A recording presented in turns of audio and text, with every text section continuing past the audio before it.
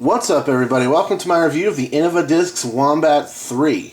Big thank you to my friend Chris Caulfield for sponsoring this review. You'll find his channel, Aloha Disc Golf, in the description below. Please go check him out, give him a subscribe. He'll be posting videos like mail calls and reviews, and also he will be documenting his first season as a tournament player in Hawaii. So go show him some love. He's been really generous to me here on my channel. I appreciate his support. This disc is the Wombat3 from Innova. Let's take a look at it. It's got the Protostar stamp.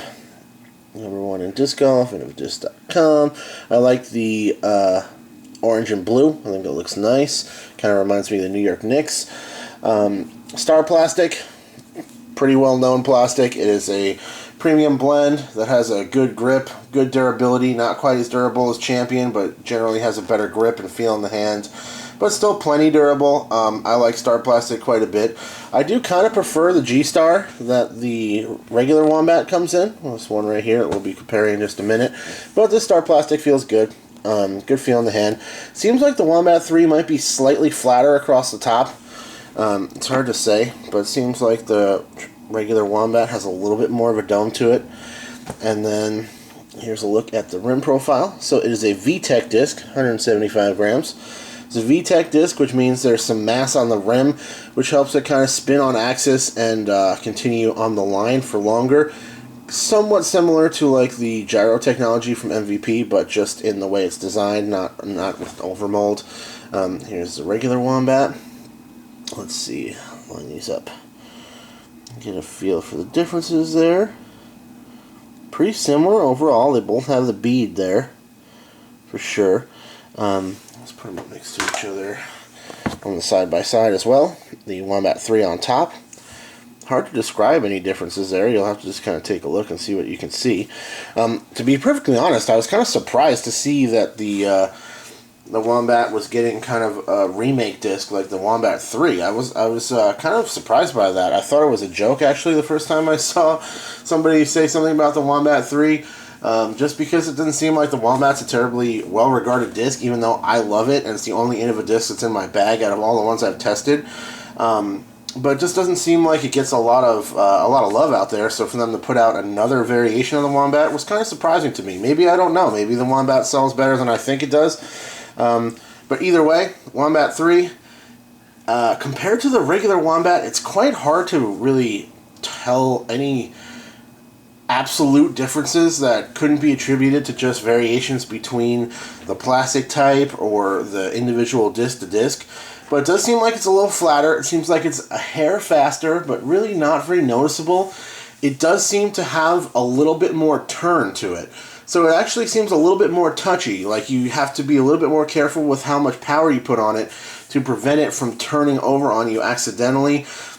It does not fly into the wind at all. I would not recommend either the Wombat3 or the regular Wombat as a windy day disc, unless we're talking about tailwind. In the tailwind, these both absolutely bomb. They stand up and will just hold the line forever. The glide on both of these discs is unbelievable. It's probably, I believe it's considered a glide 6 based on the flight numbers. It's every bit of that. One of the farthest gliding and straightest flying discs on the market. The Wombat is just amazing for that, and it's the reason I carry it, because it doesn't require a lot of effort to get it to just hold a dead straight line all the way. The Wombat3 is very similar. Again, it's a little bit more touchy when I'm throwing it closer to full power, or trying to throw it as far as I can, let's put it that way. It does have a little bit more tendency to want to flip over on me accidentally, and if that starts to happen, it does not end up with good results at all. But if I get this thing to stand up and carry on the line, it will just carry for days. It's a really fun disc to throw. I enjoy both of them. I'm probably just going to stick with the regular Wombat because I prefer the G-Star plastic, and I have 3 of these already, 1 in my bag and 2 backups, so rather than switch to a new mold and have to get new backups and all that stuff, I'm not going to bother. So let's talk about who I think this disc would be best suited for.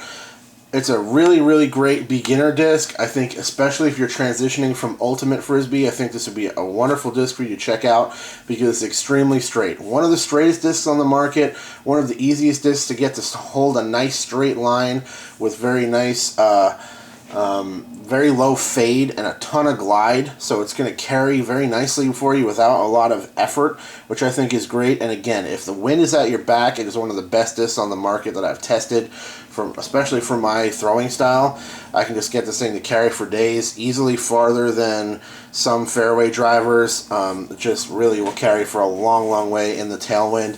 So it's a great beginner disc, low arm speed disc. If you're a big power arm, I don't think you're going to like either one of these unless you're looking for something that you can really power down and work a smooth laser beam straight line through the woods, or maybe for standstill shots or that sort of thing. But it's certainly not a power disc, but it's a really nice flyer. Big thanks to Chris again. I really like both of the Wombats, but I'll probably stick with my G-Stars. That's my review on the Wombat 3. I will check you guys later. Alright, cheers.